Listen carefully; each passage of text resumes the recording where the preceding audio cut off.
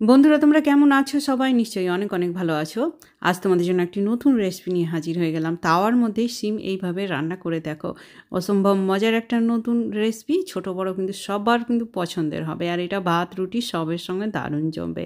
আশা করছি আজকের এই নতুন রেসিপি তোমাদের অনেক ভালো লাগবে। তো চলো তবে শুরু করি আজকের এই শিমের একদম নতুন রেসিপি। এইখানে দেখো আমি নিয়েছি শিম, আর শিম এখানে 500 গ্রাম আছে, রসুন, টমেটো, লঙ্কা আর পেঁয়াজ নিয়েছি। তো আমি এই রেসিপির জন্য 500 গ্রাম মতো শিম নিয়েছি।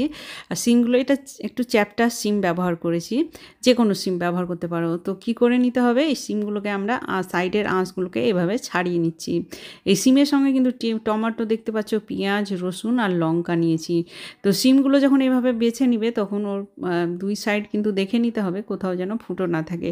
ফুটো থাকলে কিন্তু বুঝতে হবে যে শিমের ভেতরে পোকা থাকতে পারে। এই যে এখানে দেখছো এই ফুটো আছে, তার মানে এটার মধ্যে পোকা থাকতে পারে। এটাকে আমরা সরিয়ে দেবো, ব্যবহার করব না। অন্য রেসিপিতে আমরাও করি, বেছে নিয়ে রান্না করতে পারি। তো এইভাবে আমরা সবগুলো ছিলে নেবো, তারপরে খুব ভালো করে কিন্তু ধুয়ে নিতে হবে। পানির মধ্যে শিমগুলো কিন্তু খুব ভালো করে কিন্তু কচলে কচলে একবার ধুয়ে নেবো, তারপরে পানি চেঞ্জ করে তার মধ্যে টমেটো, পেঁয়াজ, এই যে রসুন লঙ্কা আছে সেগুলো সব কিছু দিয়ে কিন্তু আরেকবার ধুয়ে নেব, কোথাও যেন ধুলোবালি না লেগে থাকে। তো বন্ধুরা আজকের এই মজাদার নতুন রেসিপি তোমাদের কেমন লাগবে অবশ্যই কিন্তু কমেন্ট করে জানাবে, আর ভিডিওটা সম্পূর্ণ দেখো, তোমাদের খুব ভালো লাগবে। আর ভালো লাগলে কিন্তু শেয়ার করার অনুরোধ রইল। তো আমরা কিন্তু দুইবার এইভাবে কিন্তু শিমগুলোকে ধুয়ে নিলাম, সব কিছুই ধুয়ে নিলাম, দিয়ে আমি একটা থালার মধ্যে নিলাম। এইবারে আমরা চলে যাব তাওয়াতে এই শিমগুলো আমরা কীভাবে রান্না করছি। আমি এখানে একটা লোহার তাওয়া ব্যবহার করেছি, তুমি চাইলে ফ্রাই প্যান বা অন্য কোনো তাওয়া ব্যবহার করতে পারো, ননস্টিকের তাওয়া ব্যবহার করতে পারো, কোনো অসুবিধা নেই। তো তাওয়াটা যখন গরম হয়ে আসবে তখন আমি এখানে তেল দিয়ে দিলাম, আর তেলটাকে চারিদিকে আমি কিন্তু লাগিয়ে দিচ্ছি, মানে স্প্রেড করে দিচ্ছি দেখো এইভাবে। আর এই তাওয়া যখন গরম হয়ে যাবে তখন একদম চুলার আঁচটাকে কমিয়ে দিতে হবে। তাওয়ার মধ্যে কিন্তু আমরা শিমগুলো এইভাবে একটা একটা করে সাজিয়ে দিয়ে দিলাম। তারপরে পেঁয়াজটাকেও আমরা অর্ধেক এইভাবে কেটে এই পিঠ আমরা দিয়ে দিলাম তাওয়ার উপর। টমেটোটাকেও ঠিক একইভাবে আমরা কেটে নেব আর এইভাবে দিয়ে দেব। আর ওপর থেকে আমরা সামান্য কিন্তু লবণ দিয়ে দিচ্ছি এই শিমের ওপরে, লঙ্কাগুলো আমরা দিয়ে দিচ্ছি।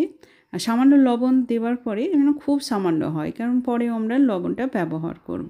আর রসুনটাও আমরা দিয়ে দিলাম তাওয়ার মধ্যে। এবারে চুলো রাসটা কিন্তু একদম কমিয়ে দিয়ে এটাকে ঢাকা দিয়ে দিচ্ছি, আর 2-3 মিনিটের জন্য ঢাকা দিয়ে দেবো। বড় একটা থালা বা এরকম যদি ঢাকনা থাকে তোমার ঘরে তবে তুমি দিয়ে দিতে পারো। তো আমরা 2-3 মিনিট পরে ফিরে আসছি, আর এত সুন্দর একটা গন্ধ বেরোচ্ছে সব সবজিগুলো থেকে। তাওয়ার মধ্যে কিন্তু সবজিগুলো প্রায় সেদ্ধ হয়ে এসেছে। তো তার আগে কিন্তু টমেটোগুলো একদম গলে গিয়েছে। তো টমেটো আর লঙ্কাটা আমরা উঠিয়ে নিচ্ছি। আজকের এই রান্নাটা কিন্তু এক সম্পূর্ণ তাওয়ার মধ্যেই হবে বন্ধুরা, তোমরা কিন্তু শেষ পর্যন্ত দেখো। বন্ধুরা এই সবজিটা কিন্তু তোমরা ঘরে ট্রাই করে দেখবে, তোমার ঘরে ছোট বড় সবাই কিন্তু পছন্দ করবে। আর ঝালটা তোমার নিজের ইচ্ছে মতো মানে বাড়িয়ে টেস্ট অনুযায়ী বাড়িয়ে কমিয়ে দেবে। তো লঙ্কা টমেটো আমরা উঠিয়ে নিলাম, তারপরে প্রত্যেকটা শিম আছে উল্টে দেবো, আর এইভাবে পেঁয়াজগুলো কিন্তু আরেকটু উল্টে দিচ্ছি, রসুনটাও উল্টে নেব। তারপরে আবারও কিন্তু 2 মিনিটের জন্য ঢাকা দিয়ে দেবো যেন এটা পুরোপুরিভাবে সেদ্ধ হয়ে যায়। আমরা প্রায় 2-3 মিনিট পর ফিরে এলাম, আর একদম সুন্দরভাবে কিন্তু সেদ্ধ হয়ে গেছে। তো টমেটো আর পেঁয়াজ আর এখানে রসুন লঙ্কা নিয়ে নিলাম একটা থালায়, আরেকটা থালায় নিয়ে নিচ্ছি আমাদের এই শিম। তো দেখতেই পাচ্ছ কত সুন্দর হয়েছে। রান্নাটা কিন্তু খুবই মজার হবে বন্ধুরা, শেষ পর্যন্ত দেখো। পেঁয়াজটাকে কিন্তু আমরা কেটে নিলাম এইভাবে, আর তারপরে আমরা রসুন লঙ্কাটাকেও আমরা এইভাবে কুচি কুচি করে কেটে নিলাম, আর টমেটোর যেখানে খোসা রয়েছে সেগুলোকে কিন্তু এভাবে সরিয়ে দিতে হবে। আর প্রত্যেকটা জিনিস দেখো কত সুন্দরভাবে সেদ্ধ হয়েছে, যেটা দরকার আছে যেই রকম সেদ্ধ ওই রকমই হয়েছে। তোমরা শুধু একবার ঘরে ট্রাই করো, তারপরে বলবে যে হ্যাঁ দিদিভাইয়ের রেসিপিটা কিন্তু দারুণ হয়েছে। রসুনগুলো আমরা এইভাবে বার করে নিলাম, দেখতে পাচ্ছ কত সুন্দরভাবে রসুনটাও সেদ্ধ হয়েছে। তো আমরা একটু কুচে নিলাম। তো আমাদের প্রত্যেকটা জিনিস কিন্তু এখানে রসুন কুচে নেওয়া হলো, পেঁয়াজ লঙ্কা টমেটো সব রেডি হয়ে গেল। আর আমি একটু ধনেপাতা নিয়ে, একটু কেন বেশ ধনেপাতা নিয়েছি, ফ্রেশ ধনেপাতা কুচি। তারপরে আবারও চলে গেলাম আমরা তাওয়ায়, কিন্তু তাওয়াতেই তো আমরা রান্নাটা করব। তারপরে আমরা তাওয়াটাকে গরম করে নেব, আর এর মধ্যে দিয়ে দেবো তেল। তেল দেবার পরে একটা পেঁয়াজ, বড় সাইজের পেঁয়াজ খুব কুচি করে কেটে নিয়েছি, তারপর তেলের মধ্যে দিয়ে দিলাম। এটাকে একটু নাড়াচাড়া করে কিন্তু হালকা করে আমরা লাল করে নেব। তো এখানে কিন্তু আমার জিরে আর গোটা জিরে আর শুকনো লঙ্কা দিয়ে দিতে হবে। তো আমি এর মধ্যে শুকনো লঙ্কা আর গোটা জিরেটাও দিয়ে দিচ্ছি। যখন পেঁয়াজটা ভাজাটা যখন এইরকম হয়ে যাবে তখন আমি কিন্তু 1 চামচ আদা রসুন মানে কুচানো আদা রসুন আমি ব্যবহার করছি। তুমি চাইলে বাটাও ব্যবহার করতে পারো। তো এই কুচানো যদি আদা রসুনটা দাও তো আরও বেশি টেস্টি হবে। তো এইরকম করে আমরা নাড়াচাড়া করে কিন্তু আদা রসুনটাকেও ভেজে নেবো পেঁয়াজের সঙ্গে, আর কাঁচা গন্ধটা চলে যাবে আদা রসুনের।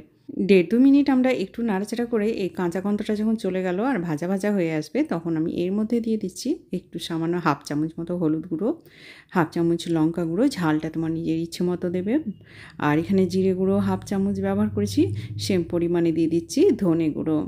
তারপরে দিয়ে দেবো এখানে সামান্য পরিমাণে গরম মশলার গুঁড়ো। তাওয়ার মধ্যে গুঁড়ো মশলা দেওয়ার পরে গুঁড়ো মশলাটা যেন জ্বলে না যায়, তাড়াতাড়ি কিন্তু একটু নাড়াচাড়া করে কিন্তু আমাদের এই থালায় রেডি এইগুলো দিয়ে দিতে হবে।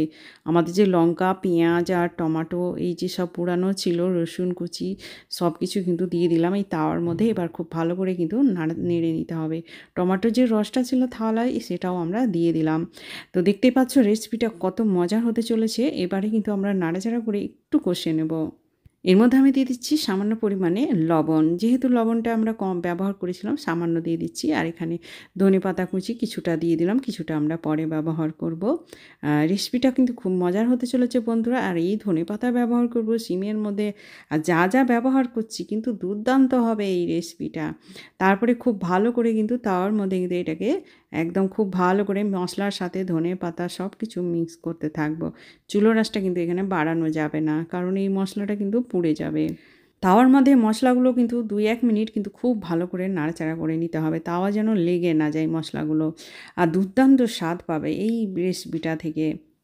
এইবারে আমাদের যে সিমগুলো রয়েছে সবটাই কিন্তু দিয়ে দিচ্ছি এইবারে আমাদের এই মশলার মধ্যেই।